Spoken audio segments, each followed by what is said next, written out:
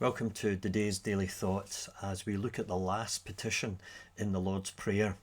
Yesterday we thought of our need for forgiveness and how that should be part of our daily conversation with God.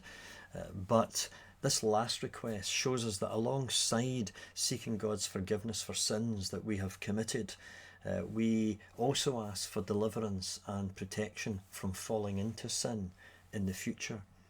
And so we pray those familiar words, lead us not into temptation, but deliver us from evil. And you know, the mark of the true believer, the spiritually renewed heart, is that there is an aversion to sin. The Christian wants nothing to do with it. And if we're not bothered about asking for forgiveness for sins that we're conscious of, and we never think of asking God to keep us from further sin, then that really puts a huge question mark over the genuineness of our Christian discipleship. And this prayer honestly recognises before God the continued weakness and frailty of the human heart. When it comes to sin and the possibility of moral failure, we recognise the constant danger that we're in, and we look to Him for protection.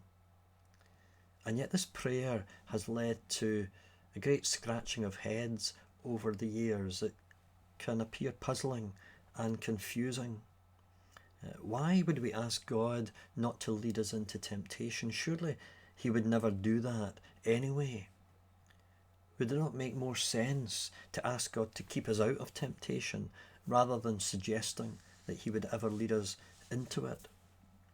And I think the best way of understanding this has been suggested by a well-known Bible teacher by the name of Don Carson.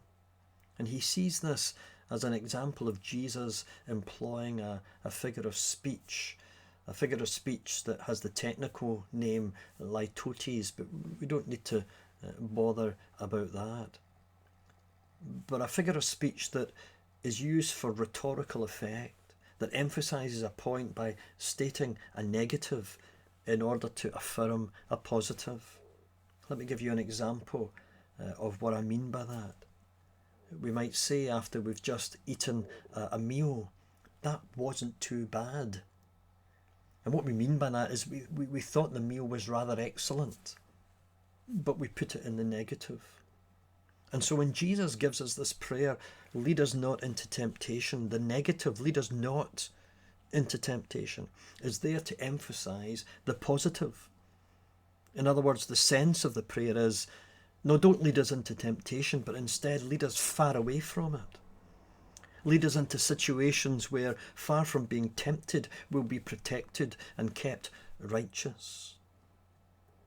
And that's underlined by the second part of that petition, that similar emphasis. Deliver us from evil. And do you pray for that each day? When you wake in the morning with all that lies before you, does this form part of your requests to God for the day ahead? Are you conscious of the moral pitfalls and the temptations that lie in store for you? For the truth is that life for the believer can be a spiritual obstacle course with all sorts of snares and dangers that can lead us to fall flat on our face before God. And every day we need to renew our reliance upon Him. Aware of our vulnerability, we pray to be led away from those hazards and traps. Every day we seek God's protection and deliverance. The Lord bless you as you pray that prayer today.